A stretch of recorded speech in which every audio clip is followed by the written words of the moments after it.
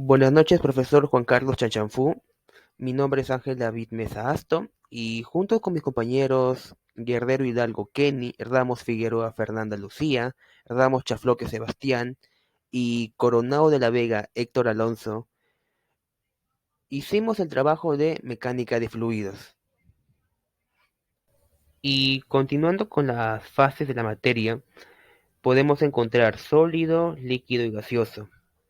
En el sólido, las moléculas están agrupadas. En el caso del hielo, están formadas formando una red cristalina. En el caso del líquido, las moléculas están unidas y casos similares podemos encontrar en océanos, lagunas o cualquier cuerpo de agua líquida. En el gaseoso, las moléculas están dispersas, ya que las altas temperaturas hacen que los puentes de hidrógeno se rompan.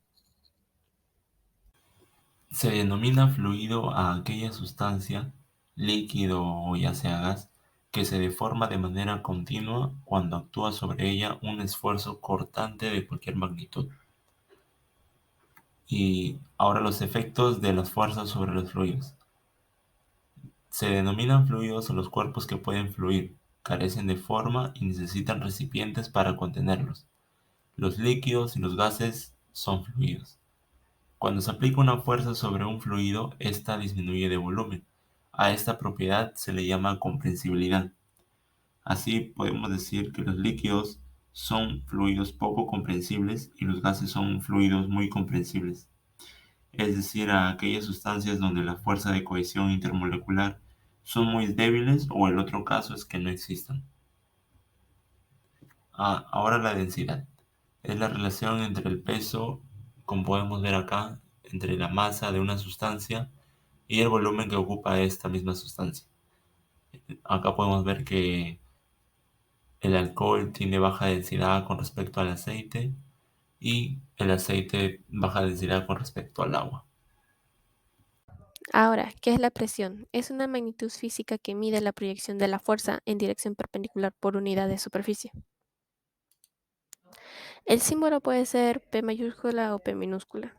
Si la presión es la misma en todos los puntos de una superficie plana, se puede deducir que presión es igual a fuerza sobre el área. La unidad. En el sistema internacional de la presión es el pascal, PA, donde un pascal es equivalente a un newton sobre metro cuadrado. Otras unidades de presión son la atmósfera, torricelli, centímetros de mercurio, milímetros de mercurio, libra, pulgada sobre pulgada al cuadrado, que es PSI, y bar. La presión atmosférica. La presión atmosférica es la presión ejercida por la masa del aire que envuelve a la Tierra. Varía con la temperatura y con la altitud de un punto respecto al nivel del mar. Ahora con la presión en un fluido en reposo. La presión de un fluido disminuye a medida que ascendemos dentro de él, pero aumenta dentro que nosotros profundizamos. Esta vendría a ser la fórmula general, fuerza total sobre el área, que es masa por gravedad más la fuerza inicial sobre el área. Entonces, Y bueno, con las unidades de la presión tenemos la unidad Pascal, que esto equivale a un newton por metros al cuadrado, y esto es un equivalente a 0.209 libras por pieza al cuadrado. También tenemos en un recipiente, se tienen dos fluidos, fluido 1 en la parte superior y fluido 2 en la parte inferior. Al poder encontrar, ¿no?, la presión de acuerdo a la profundidad de cada fluido, tenemos estas relaciones. Presión 1 de fluido 1 es igual a la presión atmosférica más la densidad por G por H1. Y tenemos presión 2 es igual a la presión 1 más densidad GH2. Sumando de forma vertical estas dos expresiones, tenemos P2 es igual a la presión atmosférica más densidad GH1 más densidad GH2. Esta sería la relación que se encuentra tanto con la presión 2, la presión atmosférica, la profundidad de H1 y la profundidad de H2. Continuando tenemos también lo siguiente, tenemos dos recipientes. el cual en estos dos fluidos, en cada recipiente hay uno, tienen la misma profundidad. Si tiene la misma profundidad y se analiza un punto que están que están a la misma profundidad, en ese punto, ¿no? Las presiones de A y de B son iguales, siempre y cuando la densidad sea la misma de ambos fluidos. Caso contrario sería si es que las densidades son diferentes, las presiones en A y en B serían diferentes. Con respecto a la presión del manómetro del tubo abierto, acá se compra una igualdad. Se tiene acá esta figura. En la parte 1 y en la parte 2, las presiones 1 y presión 2 son iguales, ya que tienen la misma profundidad, ¿no? En este caso, continuando, también tenemos otra relación, que la presión total es igual a la presión atmosférica más la presión manométrica. Esta también es una igualdad muy importante en el tema de la presión manométrica. Esto sería todo, gracias. Principio de Arquímedes. El principio de Arquímedes establece que un cuerpo sumergido en un fluido experimenta una fuerza ascendente, igual al peso del fluido desplazado por dicho cuerpo. Este principio fue formulado por el matemático y científico griego Arquímedes y es fundamental para comprender el comportamiento de los objetos sumergidos en fluidos, ya sean líquidos o gases.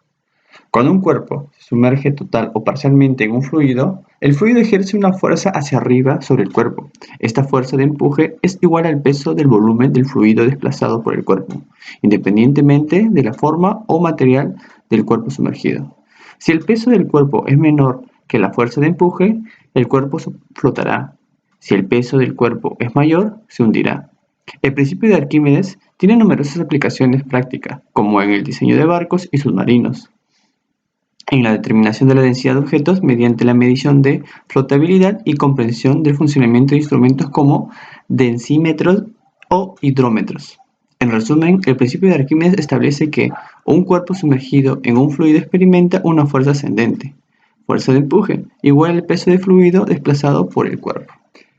Principio de Pascal y sus aplicaciones.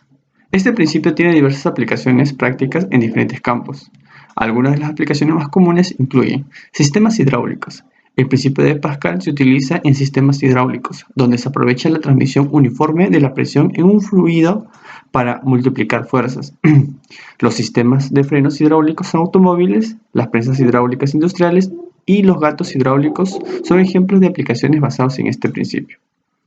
Seringas y jeringas de inyección. Las seringas y jeringas de inyección médica funcionan mediante el principio de Pascal. Al aplicar una fuerza en el embolo, la presión se transmite de manera uniforme en todo el líquido dentro de la jeringa, lo que permite la administración de medicamentos y la extracción de fluidos. Frenos hidráulicos en los vehículos. Los sistemas de frenos hidráulicos en los vehículos se utiliza este principio para multiplicar la fuerza aplicada en el pedal del freno. Al pisar el pedal se transmite una presión uniforme a través del fluido en el sistema de frenos, lo que permite detener el vehículo de manera efectiva. Estas son algunas de las aplicaciones prácticas del principio de Pascal. En general, el principio se utiliza para cualquier situación donde se requiera transmitir o multiplicar fuerzas a través de un fluido de manera efectiva.